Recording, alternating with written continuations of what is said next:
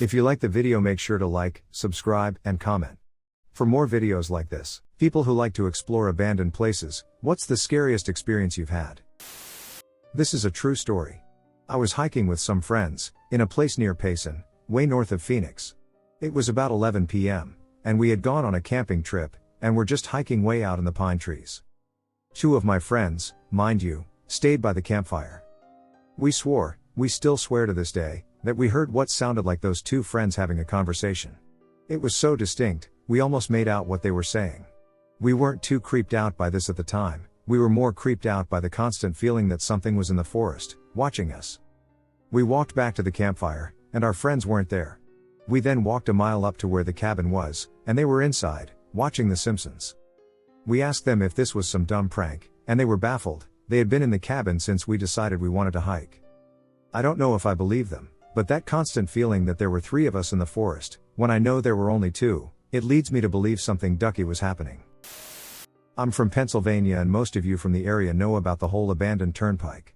If you don't know, or can't relate, the PA abandoned turnpike is a stretch of road that was meant to be part of the turnpike in Pennsylvania, but was abandoned in the 1960s when it was basically bypassed by I-70. Well, a couple buddies and I, accompanied by our ladies at the time, took a road trip up to the old Laurel Hill Tunnel and decided to check it out. So we park off a woodland trail and hike what feels like 2 miles at a 90-degree angle up to the actual abandoned work site. Now, it's like 2 a.m. at this point, so we're just getting into the fun. We start walking the 13-mile stretch of road and come to one of the overpass tunnels that had what looked like a heating/AC building attached. This shit is old as duck, too. It's sheet metal and green, like your grandpa's tool shed out back. So to get inside of this, there's a stairwell to the side that is brick and has an old school iron staircase that looks like a fire escape. So we start to clamber up this stairwell, and all of a sudden, a ducking chair comes flying down the stairs, and crashed at the level above us. It terrified the piss out of us. The scariest part about the whole thing, though, was that the ladies of ours, who didn't climb the stairs with us, and waited at the bottom, let out the most blood-curdling screams. Their screams not only echoed through the stairwell, but they told us that they screamed because they were hit with a blast of wind that had no business being there. So needless to say, we never ducking went there again. One time me and a couple of my buddies went to explore an abandoned alpaca farm. We decided to check out the main house first. All the outside doors were locked, so I decided to crawl through a small window in the garage door, then unlock the place from the inside to let me friends in. It was a split-level house, so the garage led into the basement. It was pitch black, spider webs everywhere, and reeked of mold. But we don't care. Abandoned stuff is cool. So eventually I managed to find a sliding door and unlock it for my friends to get in. We're exploring around upstairs for a bit, near the staircase to the basement. Then we hear this loud thud. We all look at each other asking if somebody knocked something over, but we didn't. The only way out of the house was through the door I opened in the basement, so we had to go back downstairs because we were freaked out. So as we are walking to the exit, we see what the loud thud was. Laying on the ground was a freshly decapitated animal. I'm honestly not sure what kind of animal it was, but it was pretty large and its head was missing. This meaning that as I was in the basement alone and my friends were in the house, there was probably a crazy guy with an axe hiding looking to cut off something's head. My friend and I were biking once on a trail in the woods. Every few miles there was a post or sign talking about the coal miners and the coal industry that used to be where the trail cuts through. We decided to veer off from the main path and adventure more into the woods. We found a few random things that obviously didn't belong there, like golf balls, glasses, socks, etc., and followed it but didn't really think much about them. We still don't know what the deal was with those things. We kept walking deeper through overgrown shrubs and stuff. We had abandoned our bikes on the trail, and were joking the whole way, and then we came to this small clearing. There were a bunch of flowers, and I guess it didn't click right away that we had walked onto a single person's burial site. When we saw the headstone, from the 50s, it was just so eerie that we bolted back to our bikes. Went to an abandoned motel with a few friends at night. This actually wasn't the last time we went. After this night we went back during the daytime to explore all of the rooms. The front doors were unlocked, they were the big glass type, and the front lobby was huge, and the walls were covered in mirrors, which was a bit unsettling. Anyways, we walk in one of the main rooms connected to the lobby, and it's a bar/restaurant with a kitchen. We go up a staircase that leads to the first floor of rooms. We go in every room that we can access. Some are blocked in with couches or office chairs. It got a little creepy when we found coloring books and kids' toys surrounding a few mattresses on the floor. In this particular room, there were food wrappers and water jugs and baby bottles everywhere. Also urine stains on the floor and a stench that almost made your eyes water. We got out of there pretty quick. After a few more rooms, we decide to go down to the bottom floor to see the inside pool. As we're walking down the steps, we hear giggling. A little girl's giggle, followed by what sounds like someone running down the hallway behind us. I've never ran so fast. We didn't take the short route through the actual building like most people would. All of us just ran down the steps and straight to the parking lot. I don't think any of us wanted to step foot back in that place that night. So we did it the next day at a more reasonable time, like any other smart teenager would. I am not a regular explorer, but I grew up in a small rural New England town and as a kid would always venture into the woods and find neat old things. My dad noticed that I was really interested in exploring and finding old things near our land, so one day asked if I wanted to go see something that no one else he knew had known about.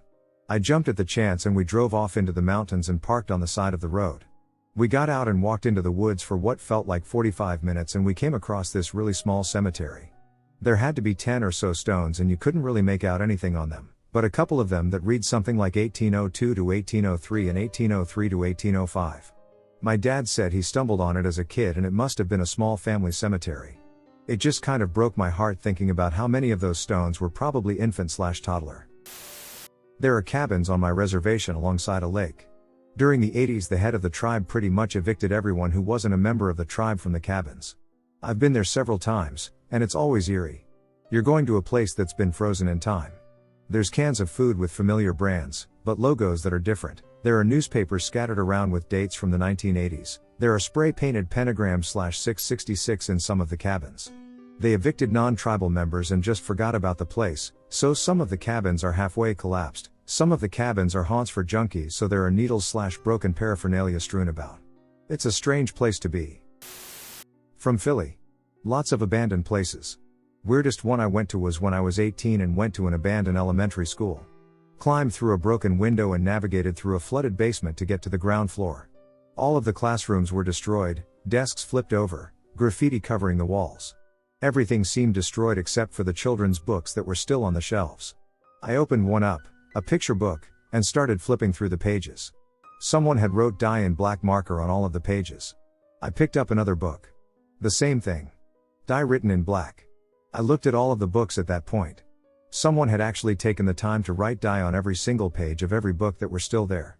In every classroom. Every single book. I left in a heartbeat. A friend leads several of us through the woods to an abandoned house. Besides the overgrown yard, everything looked normal, and I was concerned the home wasn't actually abandoned. Upon entering through the unlocked front door, everything seemed normal. There was furniture, decorations, closets full of clothes, a record player, everything you would expect to find in a home, although it was a bit dated. The refrigerator was full, but the power to the house had been long shut off. I went to pick up an egg from the fridge and it crumbled to dust in my hand. There was some sort of roast in the oven, but again, it had been there for many years. We went to the barn behind the house, but the only thing we found there was the carcass of 2 dogs. The stall they were in had a hole a couple feet deep where they had tried to dig their way out, but hit concrete. Looks like whoever abandoned the house abandoned the dogs as well. In the front yard were 3 cars with tags that all expired in 1976. Once we left, in the woods on our way back, I found a parachute and helmet with built-in comms. To this day I wonder who left in such a hurry and why.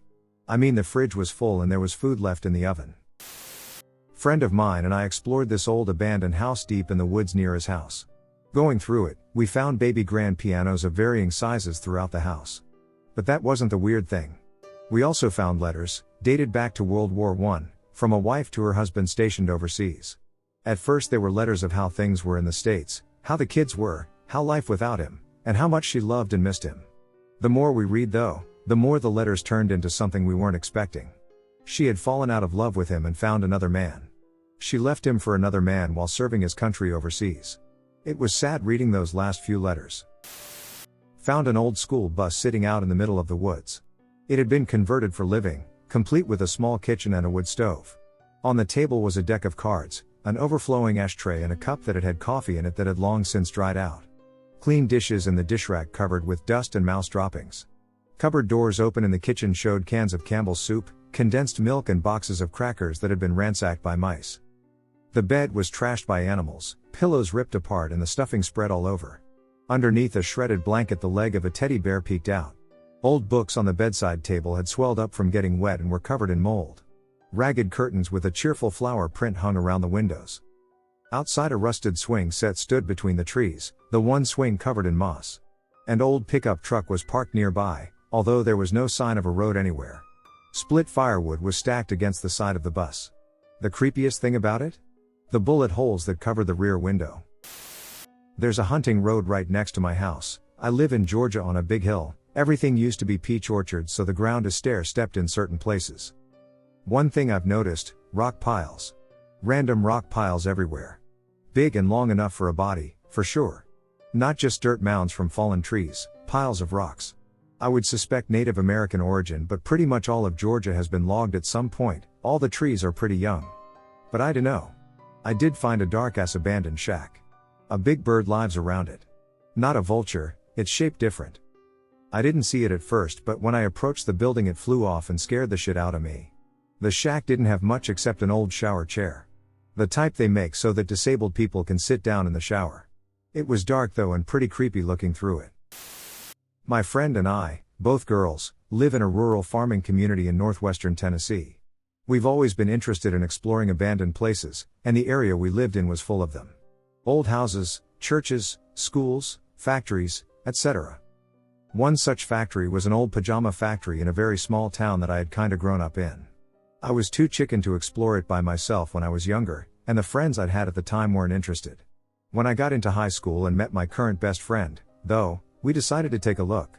The place is extremely run down with the roof caving in, overgrown and just kinda gross in the office parts of the building where the carpet had essentially turned into a moldy gelatinous mush. The front doors to the main building were glass and had been broken out, so we slipped through easily. I remembered taking a tour of the building for school when I was younger, and I remembered the office building feeling so nice and homey. It didn't feel like that anymore, obviously. We are exploring the darkened hallways, ceiling tiles half fallen and the wood panel on the walls sliding off, warped and rotting. The floor squelched under our feet, and so far, it was only mildly intimidating. We found old computers and papers. I even took a roll of big sticky labels to draw on and tag things with. Then we got to the factory-esque part of the building. It was dark, and just felt off in general, like someone was watching us. We both decided to keep going, deciding to try and go through the factory to the large open bay door on the other side of the building. My friend and I creep further into the room when we hear glass shatter. It echoes through the large open space we're in, and a quick look with our flashlights tells us that it wasn't us.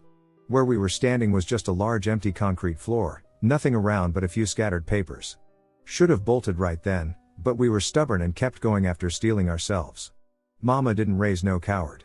Still there's that sense of uneasiness, and with the shattering glass, I'm on high alert. We come upon a hallway that was odd. The walls looked like they were covered with insulation and white plastic, most of it rotten and tearing away. Some of it was already on the floor.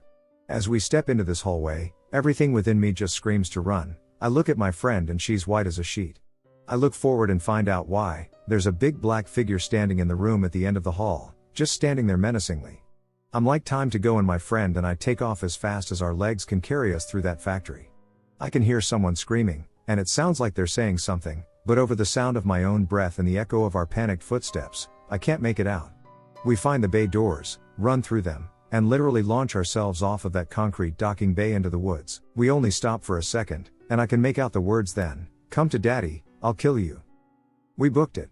Haven't been back since. Recently they demolished the place and now it's just an empty concrete lot. Not the creepiest experience, but that one definitely stuck in my mind.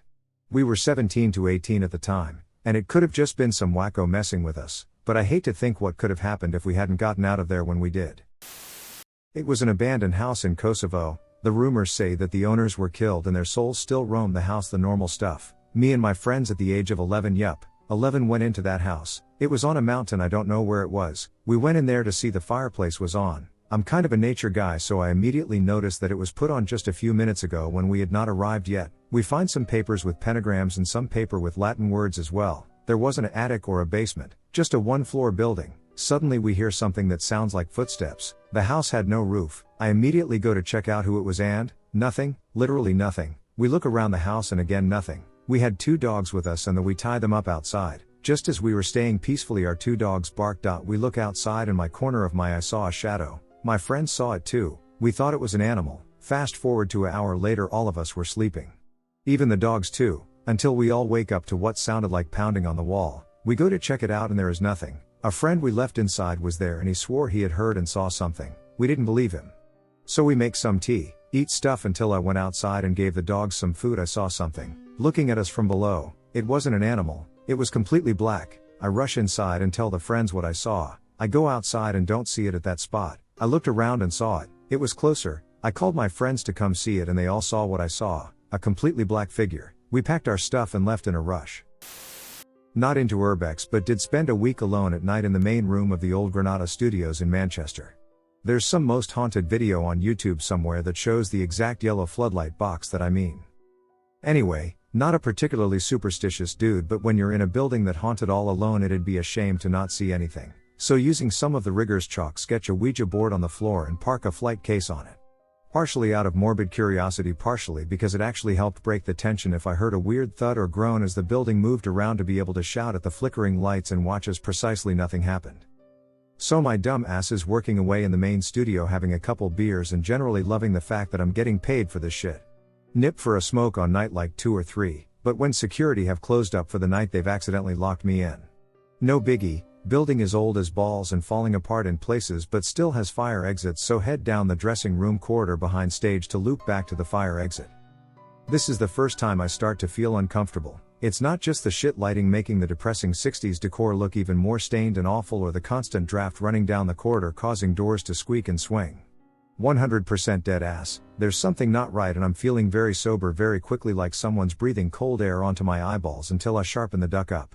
I make it about 2/3 of the way along the corridor when the lift right behind me at the end of the corridor groans, dings, door opens, and inside is what looks like a pile of rags with a red wig on top.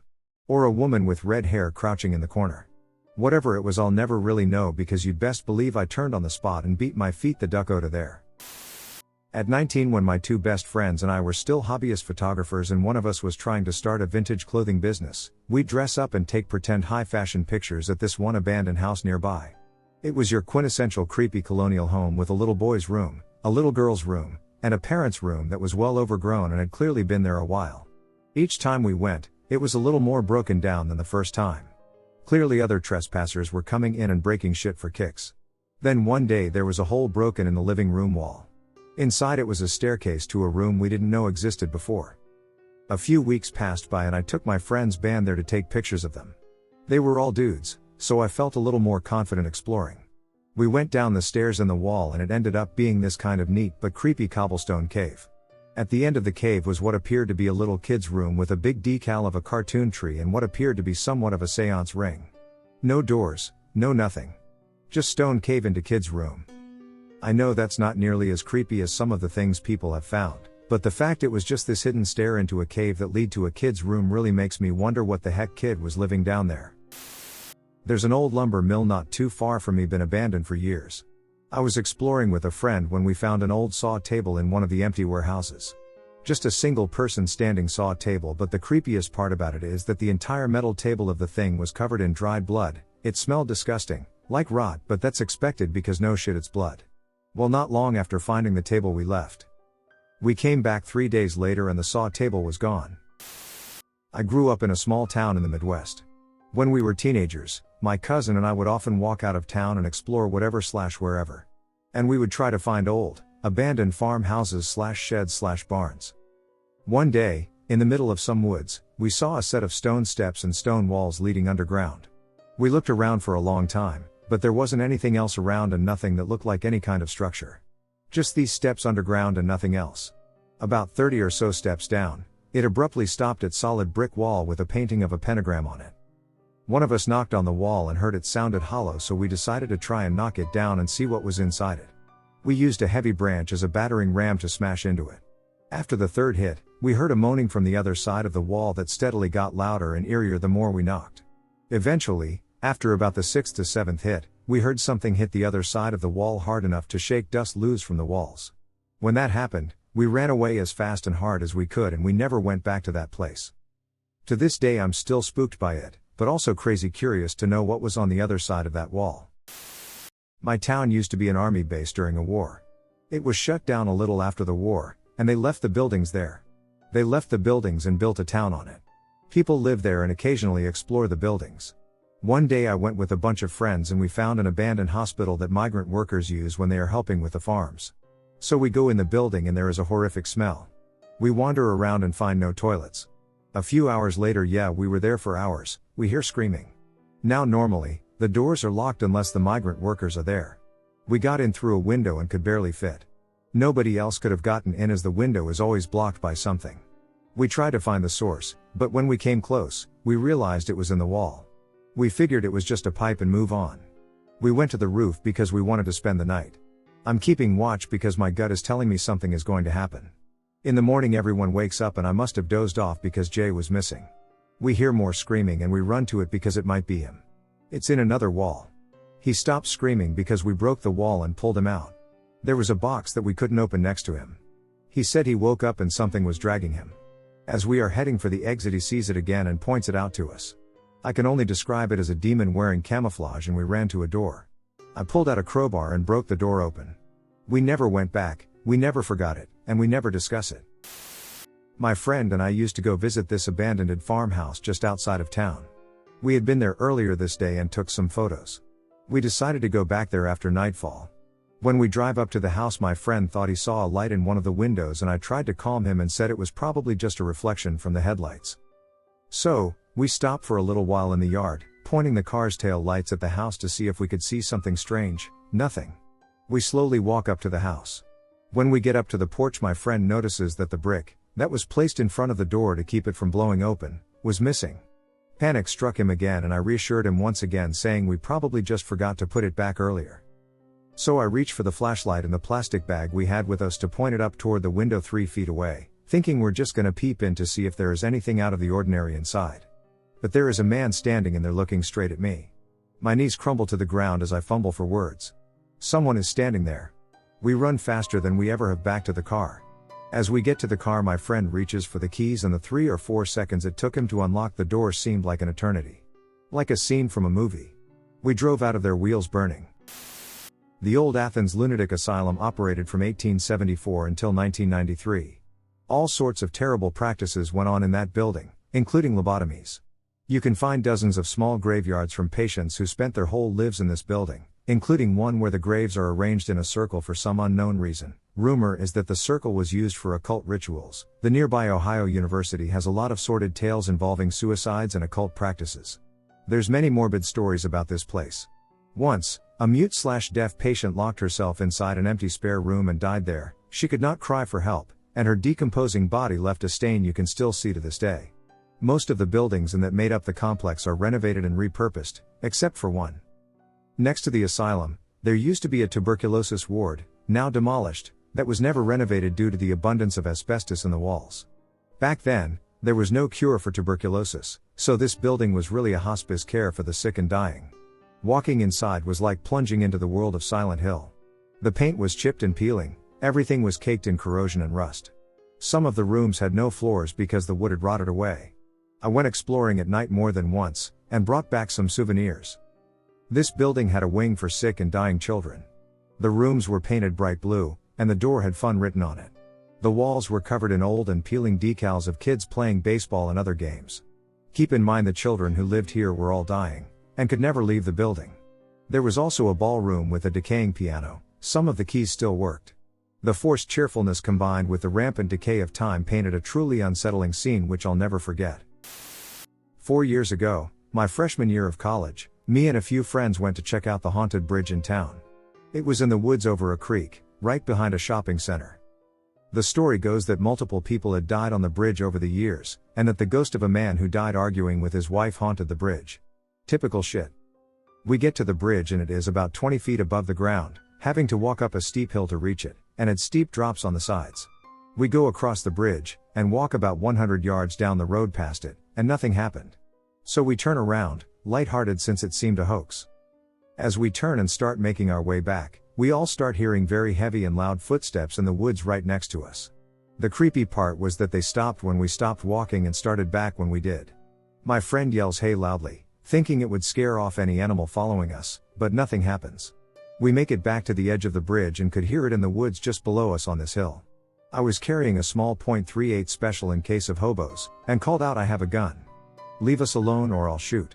At that moment, all of the trees blew as if a strong wind gust came, but it wasn't windy that night, and a voice louder than I've ever heard screamed at us.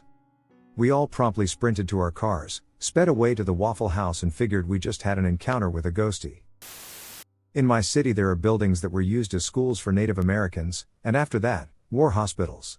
They are a popular spot for kids to sneak into as well as devil worshippers to perform sacrifices and rituals. One night just a few months ago, my cousin and I decided to sneak into them. There is only one entrance, a boarded up window that can be lifted from the bottom. We walk through the left side of the ground floor and do not see/hear/feel anything. We're getting bored at this point. We decide to walk through the right side of the ground floor. We go into the first room and see a salt circle surrounded by candles. We laugh it off and start to leave the room and immediately start to feel like we're being watched and go to check out a large door with a lock on it, in front of the room we were just in. A man, in what I can only describe as a possessed voice, sounds like the voices of possessed persons in movies, start screaming at us to get out. We go to the window and I give her my stun gun, our only light source, and let her go through the window first. I am left in the pitch black hallway with a man screaming at me to get out. I finally get out and we turn a corner that leads to the sidewalk to leave the property. There stands the man dressed in all black who begins screaming again, in tongues. A good many years ago, I had some friends who moved to an old farmhouse in the middle of nowhere. There was a trail behind their house that led off somewhere, and we decided to hike down there and check it out one afternoon. It took a while, and we lost the trail a few times, but we eventually crested a hill to find what appeared to be an abandoned settlement of some kind, several wooden structures arranged in a rough circle where the trail ended and a few outbuildings behind them. Had to have been there 100 years or more. The wood had places that had rotted away then dried up, and many of the roofs were collapsed or had large holes in them. We went into one of the more sound-looking buildings and poked around a bit, and after testing the stairs, we went up to the second level. There was a single room upstairs, and in the middle of it were a few dozen pairs of old, rotted children's shoes arranged in a circle. In the middle of the circle was a jar, which, upon closer inspection, contained a couple of hundred children's teeth. We put the jar back as close to where it was as we could and got the duck out of there. My friends ended up moving again a few weeks later. Said that it was too far out from their jobs and wanted to be closer. A couple of years after all this happened, I was drinking with one of them who told me that they really moved because they kept hearing footsteps on the porch at night and scraping noises from the root cellar/basement after we found the shoes and teeth. He might have been screwing with me, but I know I always felt on edge at their place after we found that stuff. My absolute favorite place to explore is Camp Hero, hence my name, near Montauk, New York. It's a decommissioned Air Force base turned state park that often gets overlooked because the tourists only want to visit the Montauk Lighthouse or simply don't know that it's there. Though it's not abandoned, you can find the old barracks, mess halls, bowling alley, and the radar tower, which is the last of its kind remaining in the US. A lot of building there are made to look like one thing but acts as another. Prime example is the church in the center of the barracks was actually the gym/exercise room. The Air Force did that to try and keep the base hidden and acted like it was just a small fishing village. You can find 2-story houses there that are just a facade. Inside you find a mini power plant with access to a subterranean network of tunnels connecting the other structures on site. It's a very spooky place and I always get chills when I'm exploring around there. I was about 14 at the time. My friends and I went to this old abandoned cottage. It was really old, but was still intact. The area was far away from any town or any people, so it was untouched. We only knew of it because we had a holiday home near there. We get into this house and as it's still intact and as there are rumors that it's haunted, we decide to stay the night. There were 3 bedrooms. As there was 3 of us, we decided to have one each. One of our friends was a girl. She went in the child's room. I went in the small room, and my other friend went into the master bedroom. BTW downstairs there was this huge painting of a woman that nobody knew who it was and no artist left a signature and the eyes would follow you. It was kinda scary. So we were there sleeping and I noticed in my room, the small room, the cupboard kept opening and it would not close. There wasn't a dodgy hinge and there wasn't wind that could be opening it. And the door handle would keep turning and I would keep hearing scratches on the door like as if someone is trying to break in but is too weak to open it, so they're helplessly scathing and yeah, pretty scary, right? I'm super scared and I get super defensive. I pick up my torch, Dad's torch, basically a big metal bar, and open the door ready to smack a witch. Nobody was there. So I went to my friend's room, in the master bedroom. I slept there because I was so scared. We both heard the scratching and twisting and then we heard banging and faint weak groans and moans. It was really scary actually. We stayed the night but we got no sleep. This went on the whole night. We were just under our sleeping bags shaking. It was so scary. We get up and leave immediately. The girl that was with us slept fine and she ain't a heavy sleeper either. I've known her since childhood. She had to banging, no moaning, no scratching. Which was super weird. My friends and I got back to our holiday home and my friend that stayed in the master bedroom had like the Jesus cross scratched into our arm. We didn't feel this or notice anything. The girl in the children bedroom had no marks at all. Is there any logical explanation for this? It still ducks with me to this day. Exploring an abandoned prison mental hospital/rehab facility. This was maybe my 4th or 5th time going, so I was starting to feel comfortable moving floor to floor through the hospital, as it's in a very rural location on native land and isn't frequented often. It had been abandoned and largely untouched for over a decade. It's me, my younger brother, and a group of 4 of his friends, all had visited together previously. We move confidently through the lobby and main floor of the hospital, but the air gets thick and sticky on the second. We all get an eerie feeling in our gut we hadn't felt before. We all described it as getting nauseous from the humid, gross-smelling air we hit. We move through the rooms, 3 groups of 2 people, cautiously as we all feel on edge and our adrenaline pumping. We get to the room of a strip of showers, like a locker room shower. Unlike previous visits where this was just an empty shower, on this visit there was a rotting bird carcass shoved head first down every shower drain, 10 to 12 separate showers in there. And black paint painted around every drain in a circle. Some of the birds were already skeletons. Some had to have only been there for a day or 2, they were still fresh and the ants had just started crawling on them. We bounced after examining it. Been back once since then, about 4 months later, paint was still there but no new bird bodies.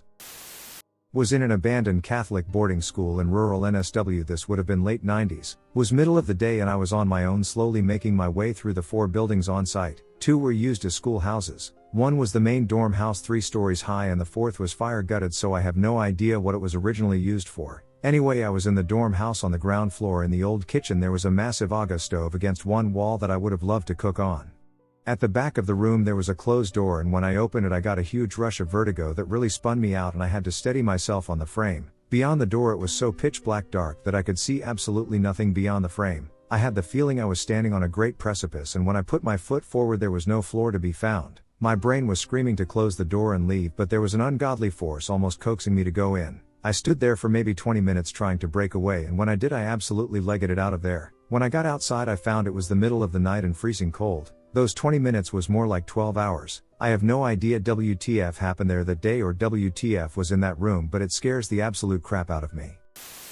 This was an old sanatorium, or if you want, an hospital for patients with tuberculosis. We had been strolling through the gutted building. Note that the building had been damaged by fire after some people purposely set the upper floors on fire. It was still a miracle that it was still standing, and found the entrance to the morgue.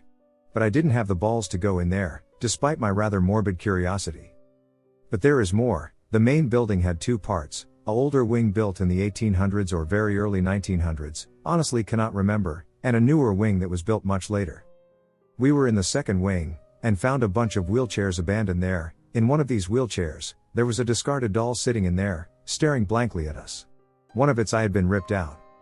Normally a doll wouldn't be that unsettling, but here, it felt like a genuine threat, among the lines of "get out of here, or else."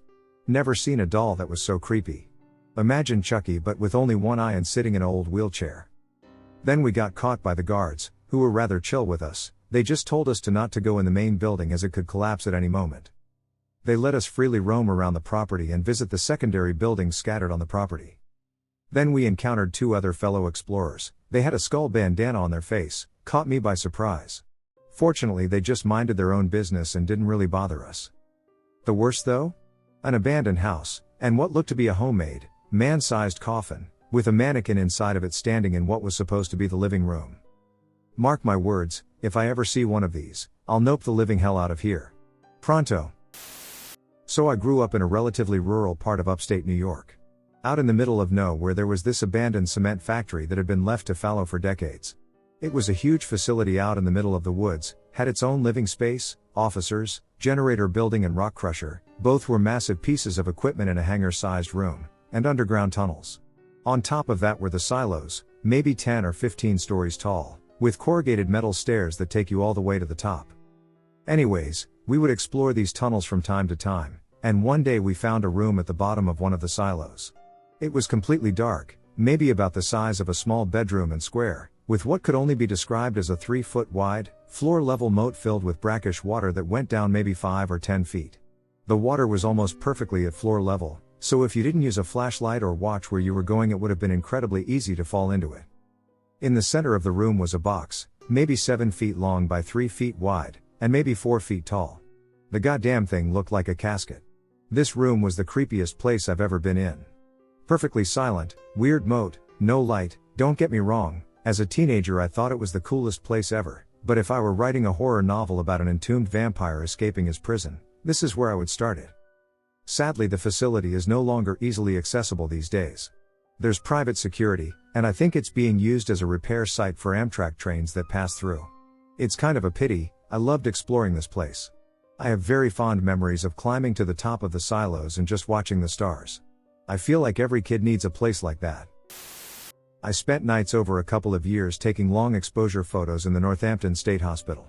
It was a terrifying activity all by itself. I never got used to the creaks and moans of the old buildings, the sounds of the occasional junkie squatter freakout, the soft, dangerously rotten condition of the buildings, and I stopped after I went through a weak stair and fell down the rest, into a foot of standing, cold, fetid water and mush. I was knocked out and woke up in pitch darkness, camera and tripod and flashlight missing somewhere in the dark, absolutely no idea where I was. Confused and totally freaked out, I ventured further into the black wetness before I cleared up enough to remember the stairs somewhere behind me. I had to feel along the walls and tried to ignore the crushing claustrophobic fear my imagination was spitting out with great vigor. And any moment I was expecting to feel corpse or hands grabbing mine. The walls were covered in damp muck and peeling paint and I was lost. I eventually found stairs and warily mounted them to a locked metal door. I decided I was hurt and lost and it might be worth calling out for help, hoping the lone security guard might hear me. I'd be arrested, but duck it. I made a peep, which came out a god-awful croak that echoed through the darkness like nothing I'd ever heard. I had to go back down into that shit or sit it on this stupid landing until maybe it might get light when the sun rose. In a couple hours? Unlikely. It was a sub-basement. I was whimpering, all burly 6 feet 4 inches, 250 pounds of 23-year-old me. My legs were warm. I realized I'd pissed myself. I eventually mustered the courage, but I felt like Jodie Foster at the end of Silence of the Lambs. Duck, don't think of that movie, oh great, now you're thinking of The Shining and The Changeling and The Exorcist, you dick, and etc. I eventually found another set of stairs, pushed open the door into an unfamiliar corridor, kicked my way out of a plywood covered window and resolved that I could borrow a camera until the end of the semester. I wasn't going back in there, a resolve which lasted about 6 months, when a friend slipped me a key to the Belchertown State School grounds and specific instructions to bring a hard hat and clipboard and tell any security that I was on a survey crew doing night measurements. As a bonus, I got pneumonia and had a really solid concussion. Which meant lots of fever dreams about being trapped in pitch dark hallways full of unseen horrors. I live in a place called Polk County, a county in central Florida whose reputation definitely precedes it. So one day cruising around North Lakeland, me and some friends found what seemed to be the biggest abandoned building any of us had ever seen. It was a 5-story 3-winged abandoned Catholic school. Basement and rooftop included. Us being stupid teenagers decided to go smoke some gunge and play manhunt inside.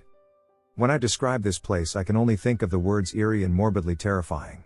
We didn't care though, it was the coolest shit we'd ever seen in our small town lives. But to get to the story, we were going down a corridor with a dead end. We got to the end room and we heard what sounded like a metal pot get thrown in the hallway. Terrified, we all grabbed whatever's closest to us for a weapon.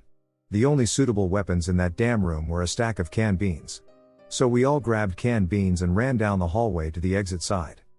Guys, you have no idea the shit going through my head at this point. Scary part is? We checked every room in that ducking hallway. After a few seconds a voice calls out. We exchanged some words with some guy and finally he says, "You want a cigarette?" My friend, being an idiot, says, "Oh, he's chill, come on," and starts walking down the hallway back to the guy. Called him an idiot, he agreed. So then we start leaving. We came through a window in a room near the end, so as we were walking back into that room I was the last one in. I shit you not, I look up as everyone got in the door and I see a man start around the corner at the other end of the hallway. My heart ducking stops, I swear. He's got something in his hands. I look down, it's a mother ducking handsaw. So I burst into the room. The first person isn't even out the window yet. So I'm shoving everyone out the window. They're just like, WTF, and I had no time to explain, I just said run. So everyone gets out and I'm the last one climbing out. I'm halfway out, look back at the door, and there he is standing right at the entrance. Scariest shit to ever happen to me, hands down. Two of my close mates and I were exploring an abandoned insane asylum in the suburbs of Sydney close to midnight. Many of the buildings there were construed as early as 1885, so you can understand the kind of infrastructure we were exploring. However, it was more modernized from within. We enter through two grand double doors that had been warped from its old age and weathering, by the three of us giving them a good push. Once we are in, we push the doors closed again so the security that slowly drives around the park wouldn't suspect anything. We start walking around and exploring a couple of rooms around the foyer. The place was dead silent, pitch black and creepy as hell, as you'd assume an insane asylum would be. We enter a room that has a surprisingly clean and empty apart from a few things in the very middle of the room.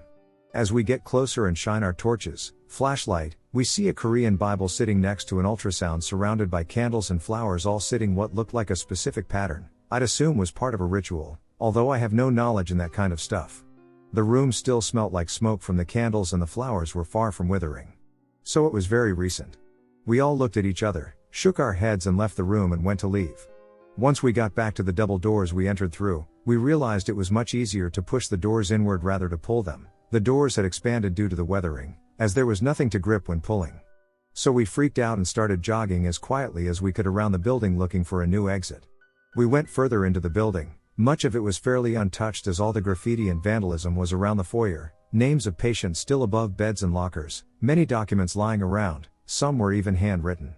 We made our way down the stairwell to the rear of the building to where the ground floor/basement was. Building is on the side of a hill. It was very dank and cave-like in there as all the rainwater that entered the building would saturate itself here. This floor was pretty much one great big soggy hall, with a large mirror on one side, with a piano and a single hospital bed in the middle of the room. Upon shining my torch at that, I was pretty sure my friends and I were going to die. Nevertheless, we pried a loose wooden plank barring one of the windows free, broke the window, jumped the fence and got the hell out of there. And to top it all off, both my mates, who both had asthma attacks while we were running.